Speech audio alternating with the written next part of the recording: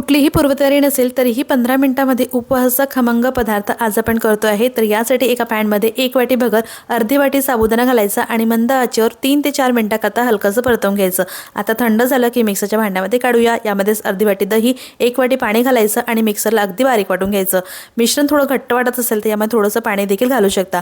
आता एकदा चांगलं याला फेटून घ्यायचं आणि 10 मिनिटं झाकण ठेवून मुरण्यासाठी बाजूला ठेवूया। तोपर्यंत उपवासाची चटणी करूया। त्यासाठीचं लागणारं साहित्याचं प्रमाण मी स्क्रीनवर मेन्शन केलेलं आहे। सगळं मिक्सरच्या भांड्यामध्ये घालायचं, थोडंसं पाणी घालून मिक्सरला बारीक वाटून घ्यायचं।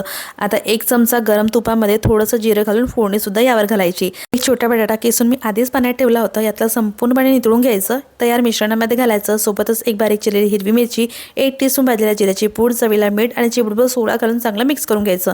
यामध्येच ना आपल्याला दाण्याचा कूट देखील घालायचा होता, मी थोडं विसरली तर नंतर घातला। आता परत एकदा चांगलं हे मिक्स करायचं। ते कप्पे पात्र गॅसवर ठेवूया, यावर थोडं तूप लावायचं। तयार मिश्रण 1-1 चमचा यामध्ये घालायचं व झाकण ठेवून मंद आचेवर 2-3 मिनिटांकरता शिजवून घ्यायचं।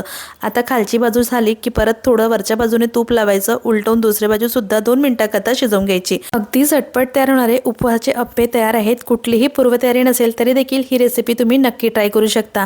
वरून मस्त असे सॉफ्ट आणि आतून एकदम जाळीदार हे उपवासाचे अप्पे तयार होतात।